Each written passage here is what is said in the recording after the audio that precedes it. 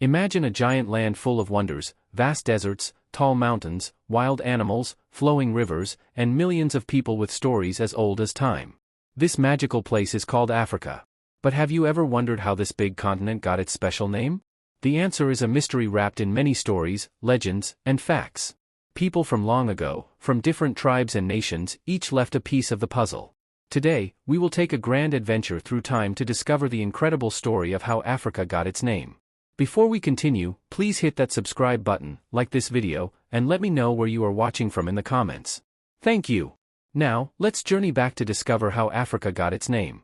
Africa is a very large and beautiful continent. People have lived there for thousands and thousands of years. In fact, many scientists say the very first humans came from Africa. But long ago, the people living in different parts of Africa called their lands by different names. There was no single name for the whole continent like we have today.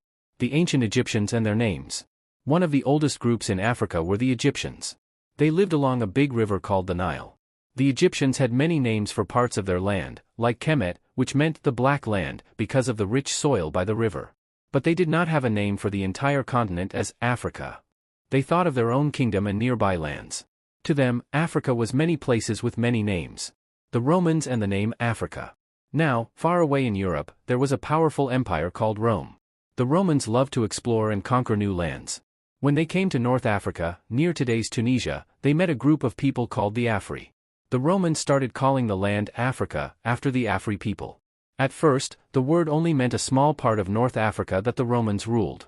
But as time went on, Africa began to mean a bigger area, and eventually the whole continent. So one way Africa got its name is from the Romans, who named the land after the people they met. The Arabs and their influence.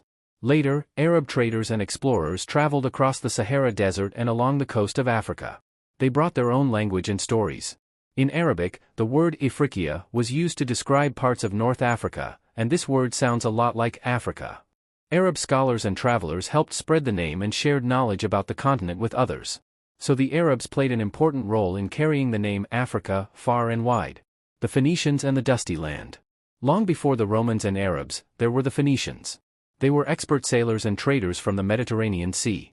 The Phoenicians might have called the land afar, which means dust or earth, because parts of Africa are very dry and dusty, like deserts.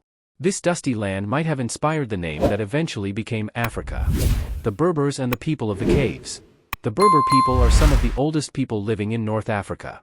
They lived in caves and mountains, and their word ifri means cave. Some think that the name Afri, that the Romans used, came from the Berber word for cave people, people who lived in rocky homes. Leo Africanus, the man who helped Europe see Africa. Many years later, during the time when Europeans began exploring the world, there was a famous man named Leo Africanus. Leo Africanus was born in Africa and traveled far and wide across the continent. He wrote books about the people, lands, and cultures he saw. His writings helped people in Europe learn about Africa in a new way. Because of Leo Africanus, many Europeans became curious and interested in Africa, helping spread the name even more. The Europeans and the spread of the name. In later centuries, European explorers and colonizers sailed to Africa.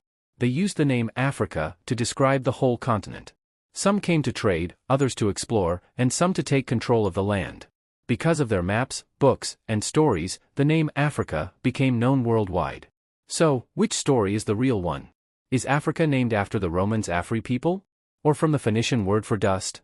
Maybe it's from the Berber cave people, or because of the Arabs who called it Ifriqiya. Or did Leo Africanus and European explorers help make the name famous? The truth is, it's a little bit of all these stories. The name Africa grew over time, through many people and languages coming together. What matters most? No matter where the name Africa came from, what matters most is the amazing land and people it describes. Africa is full of life, history, stories, and beauty. When you say Africa, you are speaking about a place where human life began, where animals roam free, and where cultures shine bright. So now you know, the name Africa is a special word, made from many parts of history, languages, and peoples all coming together to tell the story of a wonderful continent.